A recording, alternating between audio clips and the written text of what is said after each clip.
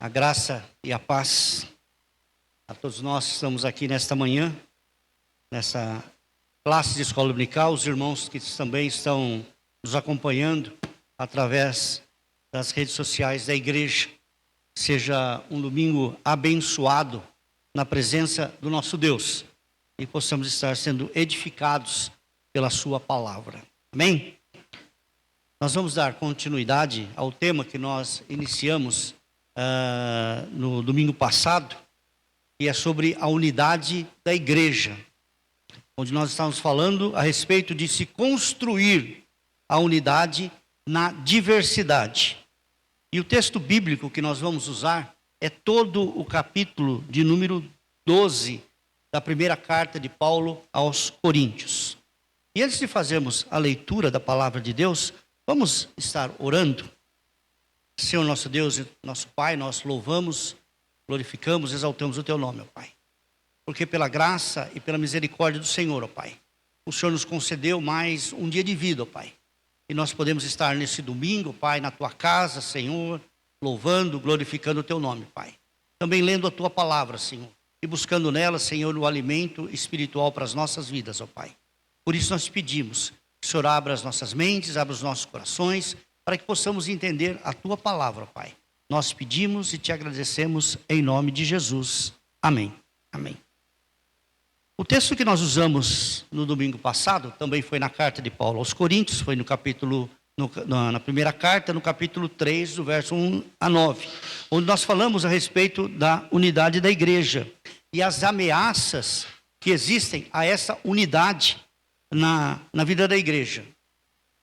E lá nós estudamos, nós percebemos naquele texto que um dos grandes problemas que aquela igreja enfrentava, a igreja de Corinto, era o partidarismo. Havia partidos dentro da igreja. Então era uma igreja que era dividida, cada um seguindo uma liderança e uma forma de se expressar ali dos seus líderes. Então formava-se verdadeiros grupinhos dentro da igreja.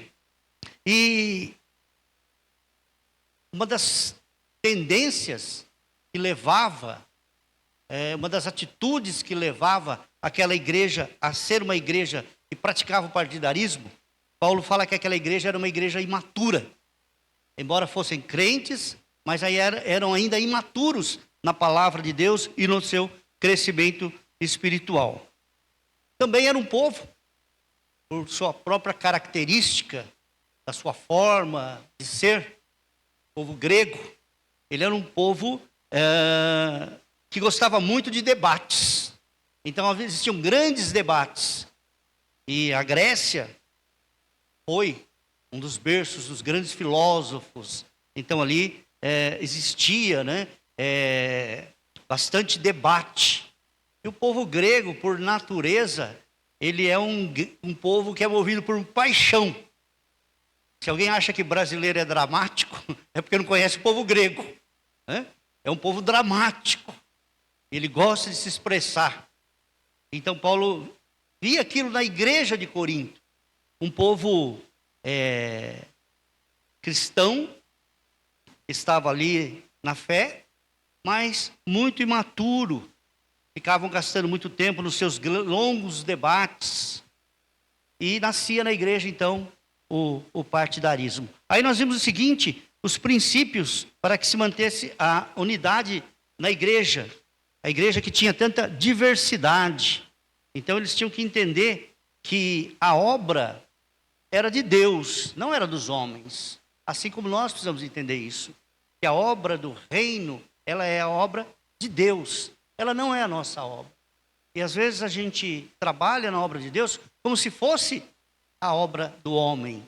E muitas vezes o homem coloca a sua maneira de ser, a sua personalidade, a sua maneira de agir à frente da obra de Deus.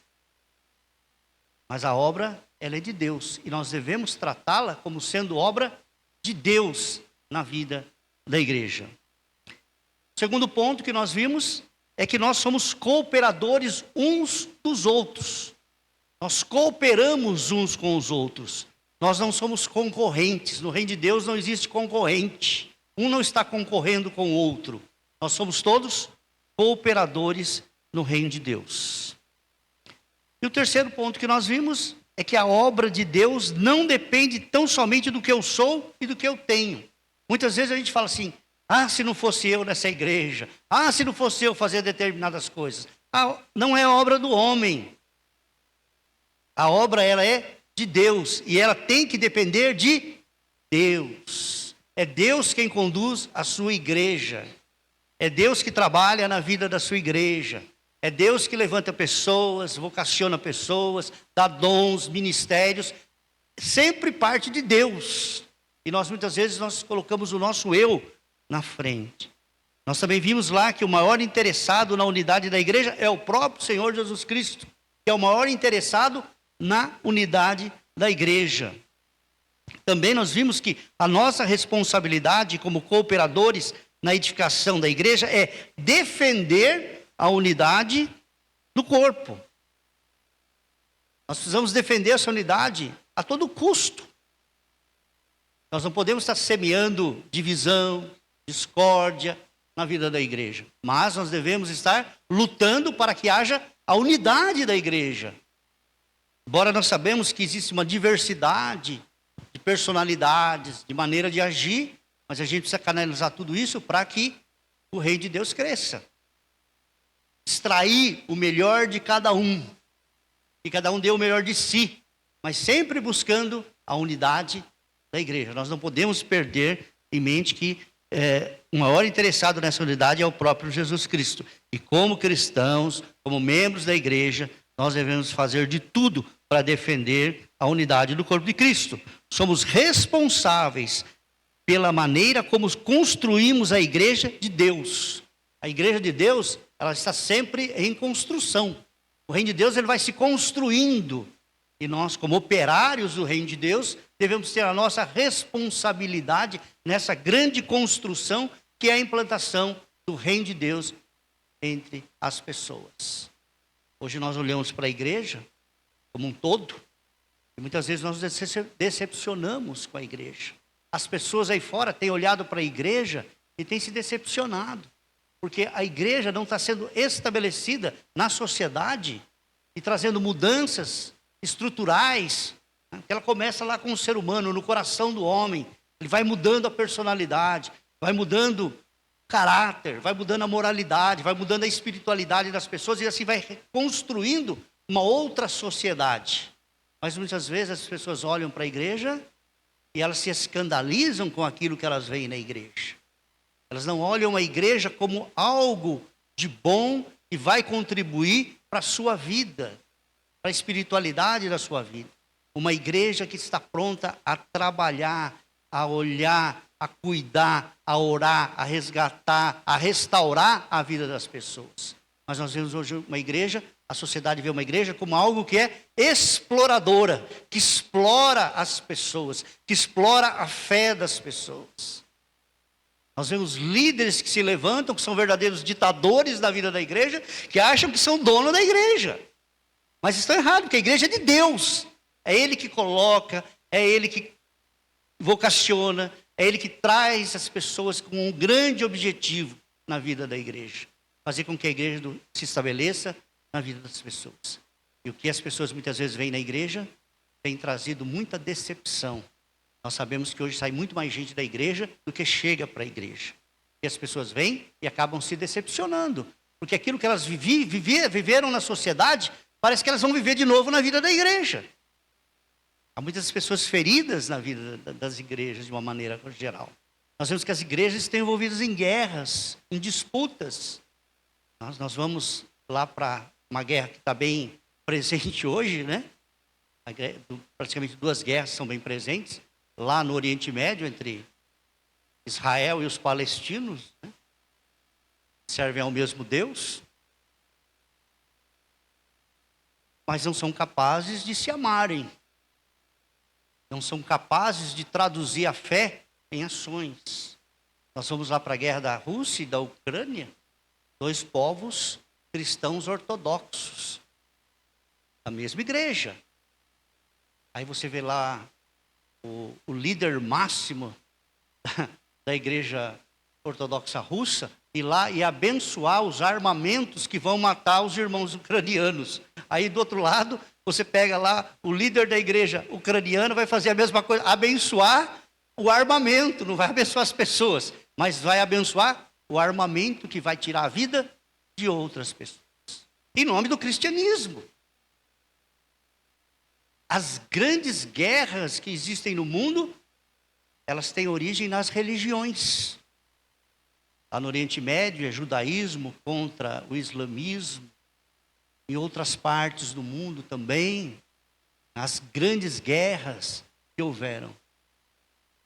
Segunda Guerra Mundial, iniciada lá pela Alemanha, que era um país protestante,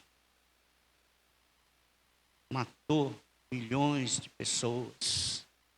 Então as religiões estão envolvidas em guerras, em destruições.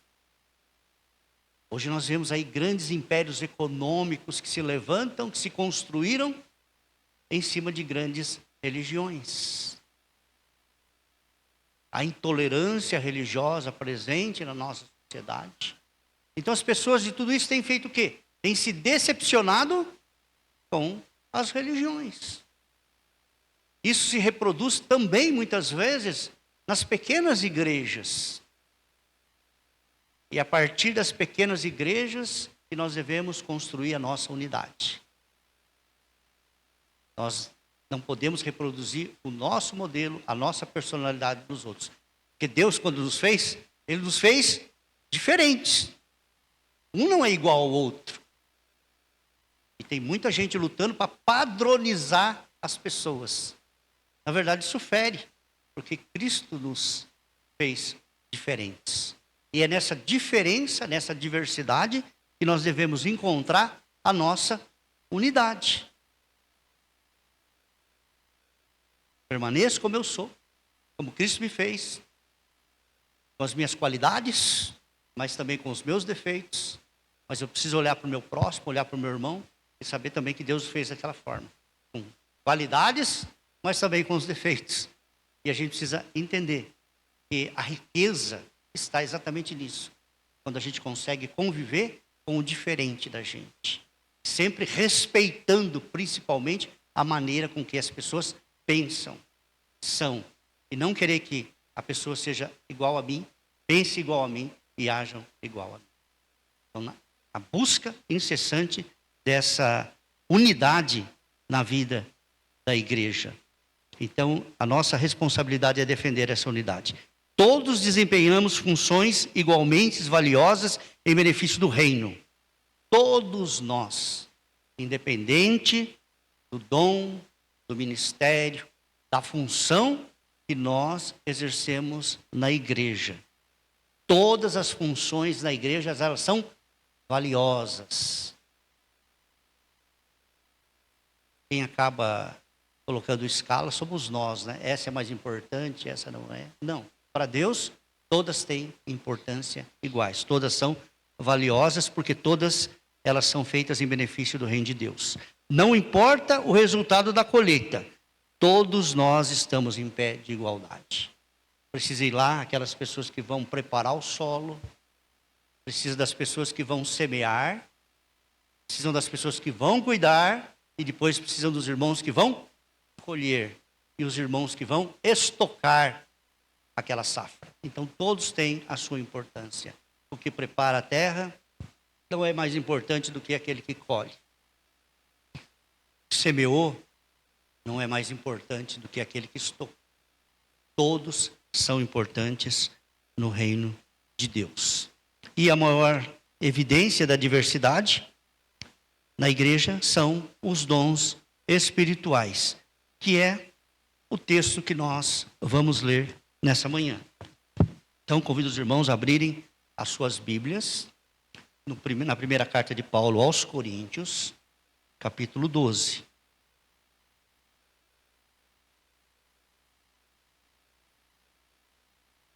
Paulo ensina de forma prática a unidade na igreja. Quando nós entendemos os dons. Primeira carta de Paulo aos Coríntios, capítulo 12.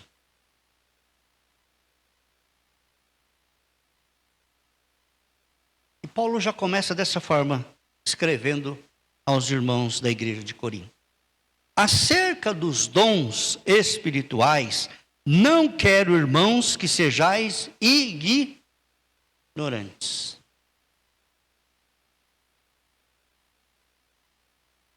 Quando ele fala essa palavra ignorante aqui, ele está dizendo o seguinte: que vocês não tenham conhecimento. Eu quero que vocês, quando forem discutir o assunto dos dons espirituais, vocês tenham conhecimento. Porque há determinados assuntos, por exemplo, eu sou ignorante daquele assunto, eu não tenho como discutir. Eu não conheço, eu não sei. Como a gente vai falar de alguma coisa que a gente não sabe? E Paulo já começa assim: olha, eu quero que vocês tenham conhecimento. Nós vamos estar conversando sobre os dons espirituais, a importância dele na vida da igreja, mas vocês precisam conhecer. Aí ele vai lá buscar o passado dessas pessoas. Ele vai retroceder. No versículo 2 ele diz: vós bem sabeis que éreis gentios, levados aos ídolos mudos, conforme éreis guiados. Eles eram gregos. Qual era a religião da Grécia naquele tempo? Eles eram politeístas. Eles adoravam vários deuses e deusas. Eles não tinham conhecimento do verdadeiro Deus. Eles praticavam o culto a vários deuses. Eles eram idólatras. Adoravam vários ídolos. E eles eram levados à adoração nos templos daqueles ídolos mudos. Um ídolo que não falava com eles. Eles prestavam adoração àqueles deuses. Conforme eles eram guiados por quem? Pelos seus líderes religiosos. Eles eram levados, à idolatria. Mas eles já nasceram idólatras. Tanto o Império Romano era idólatra, quanto o Império Grego era idólatra. Adoravam vários deuses. E nós não estamos falando aqui de um povo que não tinha importância para a época. Mas não, eram povos importantes. Ali era a capital do mundo cultural, filosófico, das grandes descobertas da época, centros ricos, empresariais, comerciais. Ali estavam as maiores riquezas do mundo. Ali tinha a grande liderança do mundo. Mas era um povo ignorante quanto às coisas de Deus. Assim eram vocês, antes de vocês se converterem ao Evangelho de Jesus Cristo.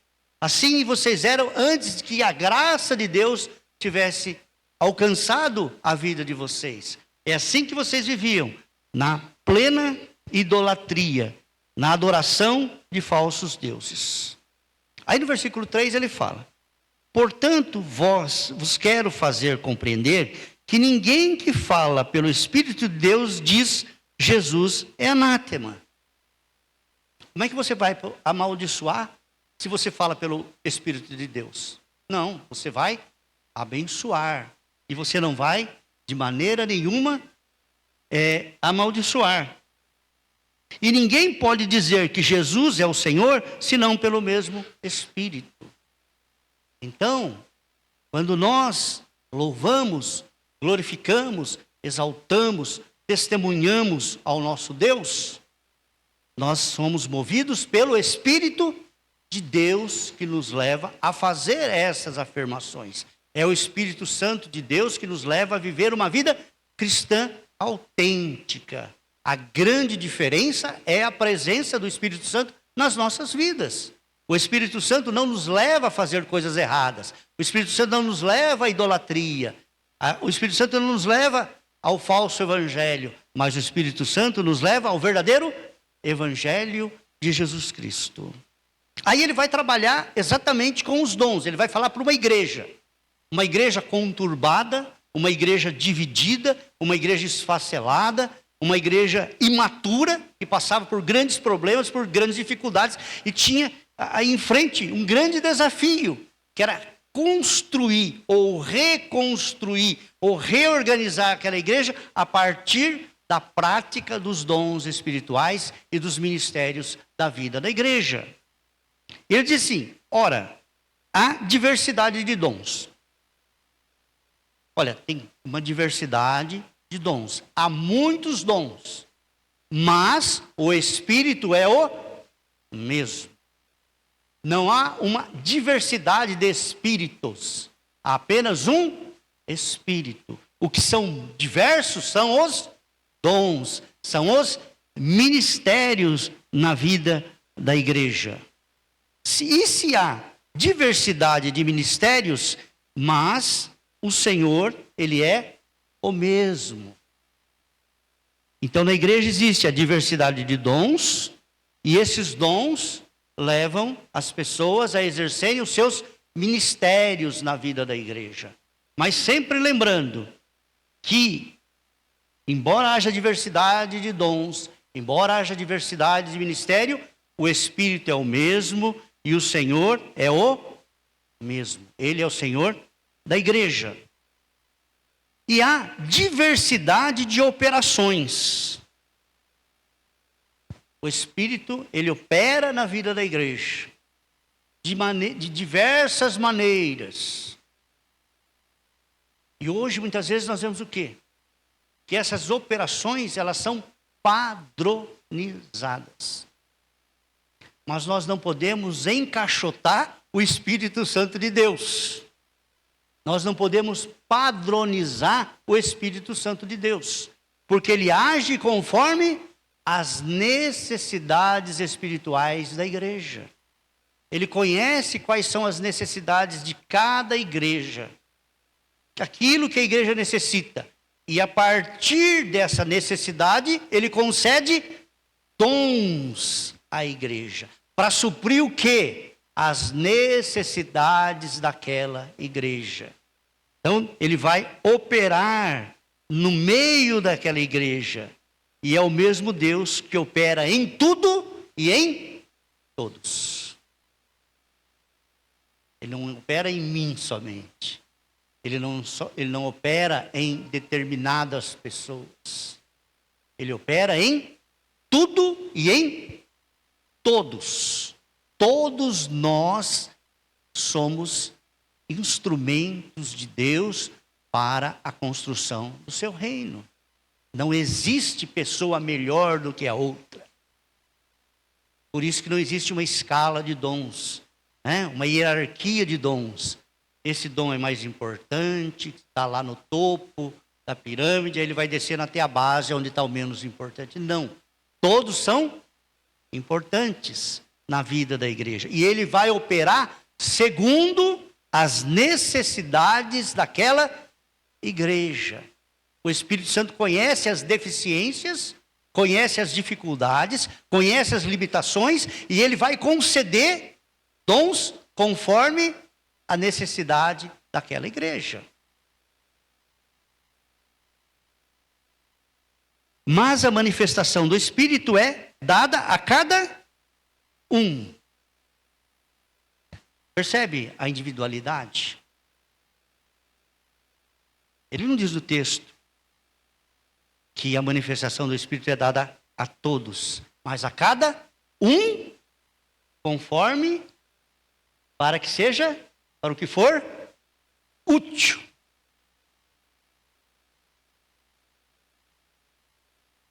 Ele não vai dar um dom, determinado dom na igreja, se a pessoa não tiver usando aquele dom pelo qual ele foi concedido. Primeiro, ele é dado a cada um para ser útil, para ser usado, para ser bênção na vida da igreja. Aí começa a primeira distorção. Eu tenho o dom da revelação. Ou eu tenho o dom da profecia. Ele vai falar no capítulo 14 depois, eu tenho o dom da variedade de línguas, da interpretação de línguas. Mas se isso não for útil na igreja, ela perde o quê? O sentido. Por que vai dar um dom que ele não é útil na vida da igreja? Muitos têm o dom da cura. Mas se não for usado, por que vai ser útil na igreja? Então, ele vai dizendo exatamente isso, ensinando aquela igreja. A manifestação do Espírito é dada a cada um para que for útil. Aí ele vai começar a trabalhar aqui os dons. Por quê? A um, pelo Espírito, é dada a palavra da sabedoria. Por que é importante na vida da igreja a palavra da sabedoria?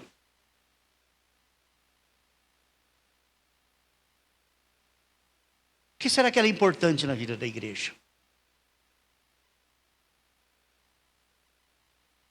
Muitas vezes a igreja, ela vai tomando um rumo bem distinto daquilo que ela foi constituída. E aí, no calor das discussões, cada um vai impondo a sua verdade.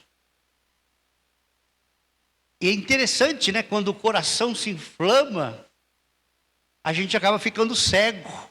A gente não consegue enxergar um contexto maior. A gente não faz muitas as contas das atitudes que nós tomamos. Quais serão os resultados? Ou num planejamento. Aí vem a palavra da sabedoria, do entendimento. A nossa sociedade cristã ocidental, ela não valoriza a sabedoria. Se a gente vê os grandes discursos da nossa sociedade hoje, eu estou falando em questões políticas, em questões sociais, em questões econômicas, falta líderes sábios. Vocês percebam que tudo na nossa sociedade hoje é laboratório. Vamos ver se vai dar certo. Vamos elaborar esse plano e vamos ver os resultados. Porque falta o quê? Sabedoria. Diferente do povo do Velho Testamento, diferente do povo grego, que tinha uma busca incansável pelo saber, por isso que eles debatiam, porque eles buscavam um conhecimento. Então, para aquelas pessoas, sabedoria era muito importante. As pessoas lutavam para serem sábios. Na nossa sociedade hoje, as pessoas lutam, para o auto-reconhecimento, para satisfazer o seu ego. Mas ali as pessoas buscavam sabedoria.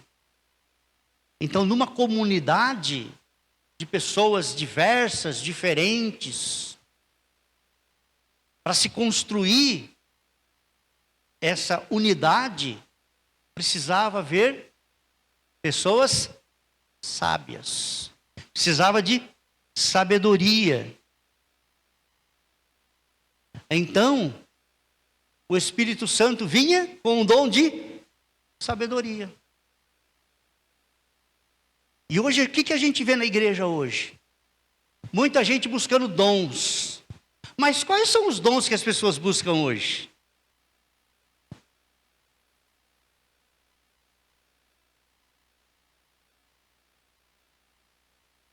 Existem determinadas igrejas que ensinam até mesmo como você vai desenvolver um dom.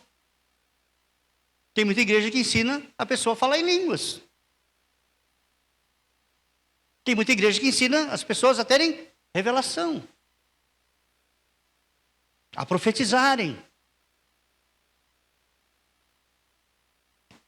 Mas quantos buscam a palavra de sabedoria? Nós precisamos que o Espírito Santo nos traga pessoas sábias na vida da igreja. Porque essas pessoas vão conduzir com sabedoria. Lá no Velho Testamento, as pessoas que eram escolhidas para serem líderes do povo de Deus, uma das características era a sabedoria. Qual rei em Israel que mais construiu? Que terminou o templo? E ele era um rei? Escreveu? Quais livros da Bíblia que foram escritos por eles? E o que esses livros trazem? Provérbios, Eclesiastes, Cantares. São livros de sabedoria. Aquilo lá é um manual de vida. Se a gente pegasse Provérbios e vivesse o que estava em Provérbios, era a felicidade do homem. E algo que foi escrito há milhares de anos, mas que é atual para os nossos dias de hoje. Pediu sabedoria. Pediu sabedoria. Né? E hoje nós não pedimos sabedoria. Sim. Às vezes, para dar uma aula, a gente se esquece de pedir sabedoria para Deus. Para fazer uma pregação, esquece de pedir. Vai conversar com alguém, vai tomar alguma decisão, pedir sabedoria a Deus. Então, uma forma da gente construir a unidade na igreja é buscar a sabedoria de Deus. Para que a gente não tome atitudes equivocadas, erradas, que lá na frente vai causar mais dano do que trazer algo de positivo. Então, isso é a importância dessa palavra de sabedoria na vida da igreja. E a outro, pelo mesmo Espírito, a palavra da ciência, ou, nas outras traduções, palavra de conhecimento. Também não se tem muita importância o conhecimento nos dias de hoje. Aí ele fala desse dom de conhecimento.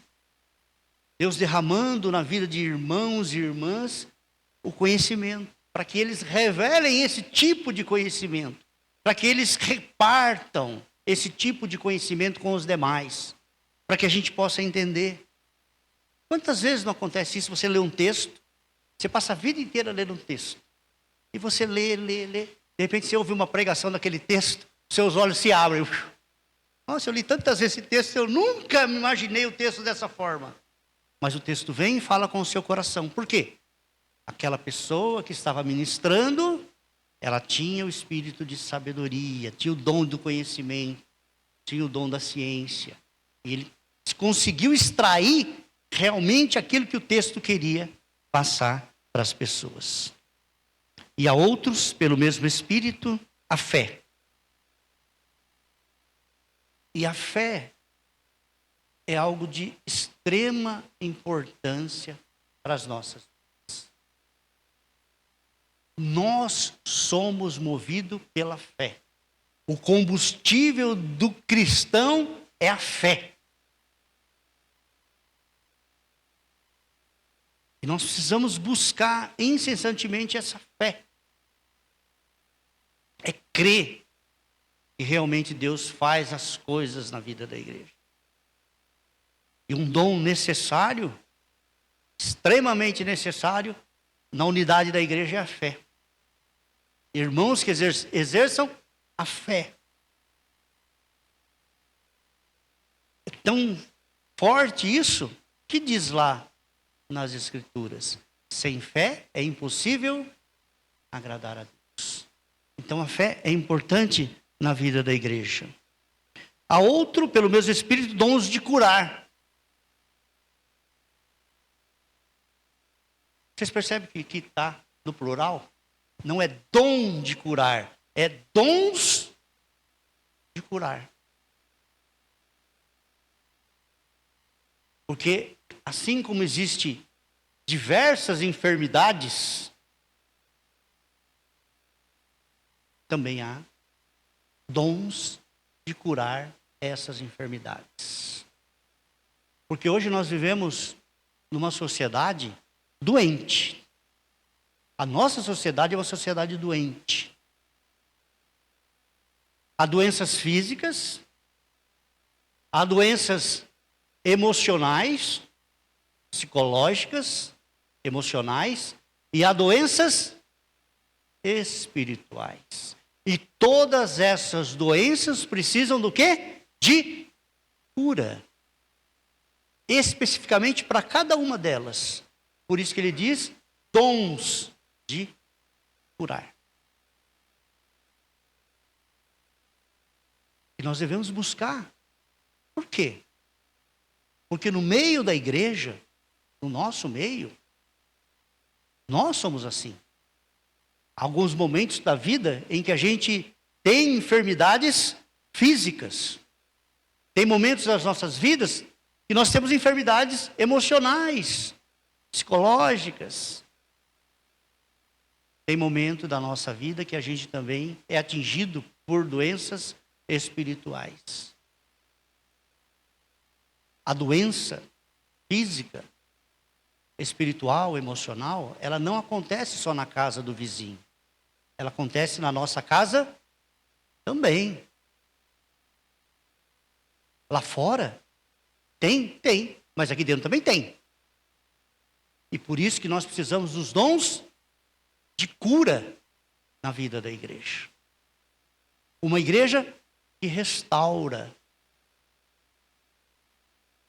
Uma igreja que cura a vida das pessoas. Então, essa unidade de todos nós, embora sejamos diversos, todos os nossos dons, eles devem contribuir para essa unidade da igreja. Buscar no momento certo, no momento preciso, aquele dom, para que Deus venha transformar os nossos corações. E a operação de maravilhas.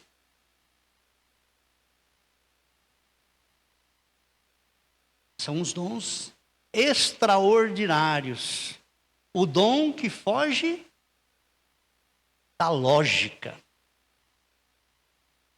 Aqueles acontecimentos que são milagres, são maravilhas.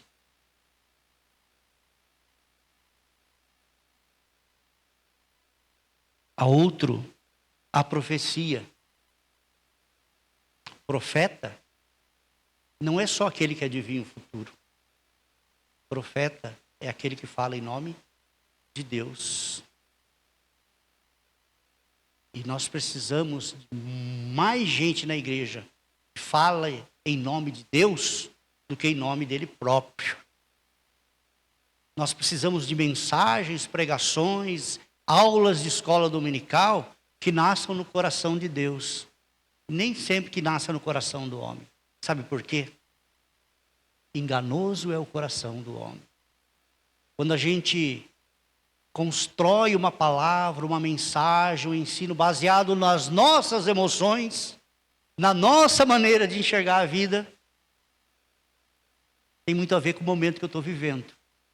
Se eu estou triste, deprimido, as minhas palavras vão ser tristes e deprimidas. Mas se eu estou num momento de alegria, de euforia, as minhas palavras... Mas não é isso que Deus quer. Porque enganoso é o coração do homem. Porque o homem ontem pode estar triste, hoje ele pode estar alegre, amanhã ele pode estar triste de novo. O homem ele vai pipocando, né? O homem não é uma linha reta. Né?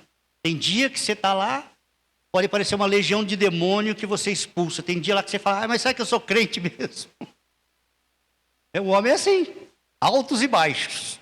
Assim é a vida do ser humano.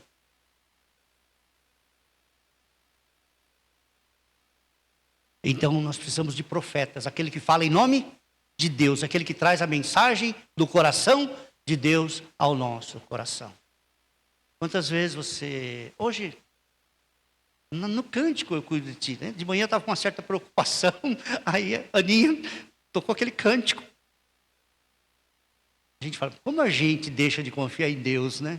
Às vezes nas coisas assim, né? Olha, mas Deus está cuidando das nossas vidas, né? Aí fala, nossa, Deus fala com você de diversas maneiras, palavras que você precisa naquele momento. Palavras certas, na hora certa, porque Deus sabe as necessidades e Deus levanta homens e mulheres para trazer a sua palavra, para serem profetas de Deus, para trazer a palavra naquele momento tão necessário para as nossas vidas. E há outro dom de discernir espírito. Isso é importante na vida da igreja. Sabe por quê? Nem tudo é o que parece. Às vezes, as pessoas trazem uma palavra, mas aquela palavra não é de Deus. Ela tem uma atitude que parece uma pessoa santa, mas aquilo não é de Deus. Mas Deus traz para a igreja irmãos que têm a capacidade, têm o dom de discernir o Espírito. Saber se realmente aquilo é de Deus ou se aquilo não é. Porque o adversário, ele é astuto. E a palavra de Deus diz que ele se torna até anjo de luz para enganar, para ludibriar. E tem muita gente achando que está seguindo Deus, mas não está seguindo a Deus. Muito pelo contrário. Está seguindo o adversário de Deus. Então a gente imagina Satanás, né? Chifrinho, rabinho, tridente na mão. Não é assim que ele se apresenta. Se fosse assim era fácil, né? Dá para se identificar. Mas muitas vezes ele se aparenta como um anjo de luz. Quantos líderes levam a igreja à ruína? Porque olha só, né? Hoje o que mais a gente está falando hoje é sobre o aparecimento do anticristo, né? Porque uma das profecias sobre o anticristo é que o mundo estaria mergulhado numa crise econômica, numa crise social, numa guerra. E ia levantar um homem que ia trazer paz ao mundo. E por incrível que pareça, hoje o discurso dos países mais desenvolvidos como a Europa é a busca de alguém que possa resolver todos os problemas. Se a gente ler o livro de Apocalipse, quem é que vai resolver todos os problemas do mundo? Quem que vai trazer paz ao mundo? O anticristo. E vai se assentar, vai governar, antes da volta de Cristo, né? E todas as pessoas estão buscando um homem capaz de resolver o problema do mundo. É o que mais se procura. O falso Messias. Por isso o aparecimento, né, de tantos, em tantos lugares hoje, dizendo, eu resolvo os problemas. Eu vou resolver todos os problemas. Eu vou resolver todos os problemas. Quando Adolf Hitler assumiu o poder na Alemanha, né, em 1939, 37 na verdade, né? A guerra começa em 39, em setembro de 39.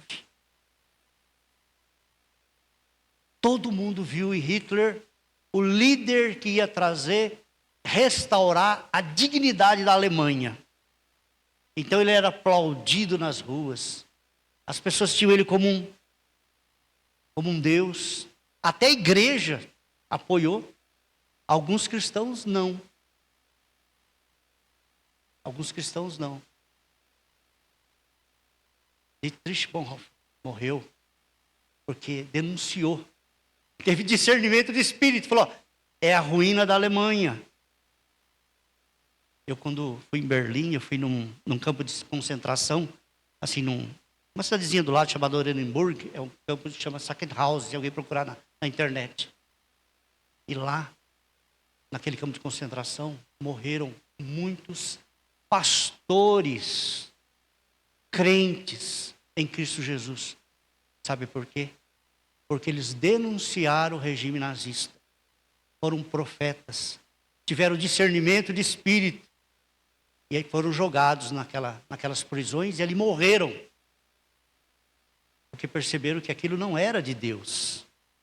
Enquanto os líderes da igreja protestante da época apoiavam Hitler e sua doutrina, um pequeno grupinho denunciou. Não, isso não vem de Deus. Isso não é de Deus. Isso não é de Deus. Isso vai ter um custo muito caro para a Alemanha. E deu no que deu. E eles morreram por denunciar. Morreram por denunciar. E muitos teólogos ali foram mortos por isso. E hoje a gente vê, aonde estão os teólogos nos nossos dias de hoje? Cadê os teólogos da igreja, gente? Eu acompanho muito o Facebook e redes sociais. Tem muito teólogo. E está muito teólogo falando pouca coisa hoje.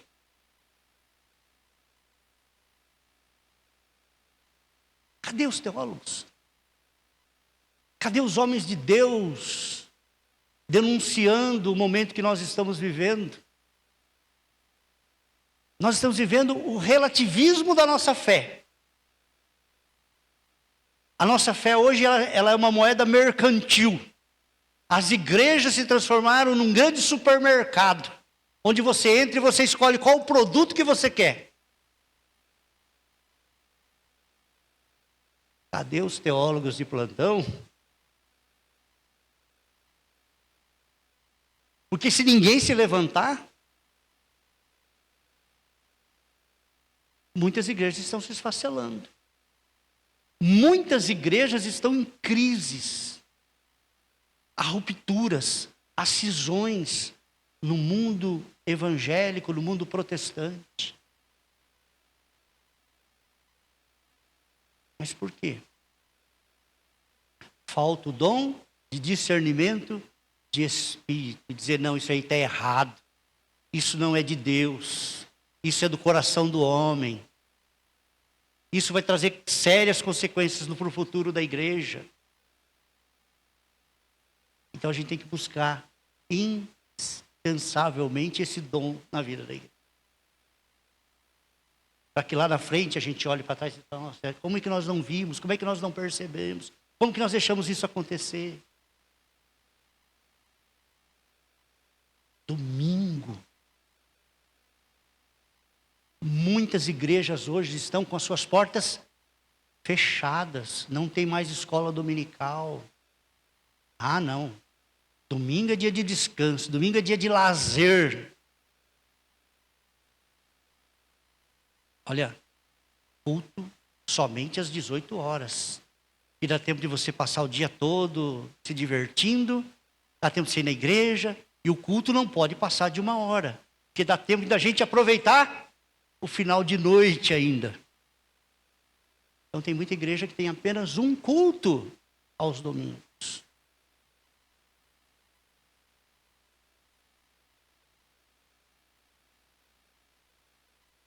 Por quê? A religião que mais cresce no mundo hoje é o islamismo. Os maiores estudiosos dizem que a França, em 2050, vai ser, a maioria da população vai ser muçulmana. E se você andar pelas ruas de domingo à noite, você vai ver as igrejas fechadas. O que você vê de gente na rua, sabe o que é? Muçulmano indo para as mesquitas. Mas as igrejas fechadas. Igrejas que foram transformadas em restaurantes, bibliotecas, escritórios, boates. Mas não são mais igreja. Você passa lá, fala, que arquitetura linda, bonita, que coisa. Você vai lá, não é igreja mais, é um restaurante, é um café. Humberto.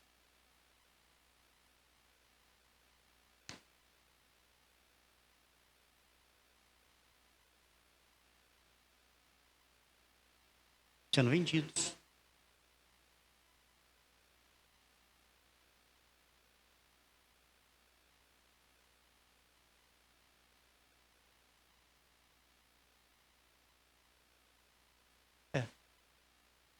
Essa é a grande maioria, sim. Hoje, nas grandes igrejas. Há muitas igrejas hoje que é apenas ponto turístico. Eles cobram para você entrar lá dentro. Para você entrar, você tem que pagar para conhecer como é que era o interior da igreja. Por quê? Não existe mais cultos.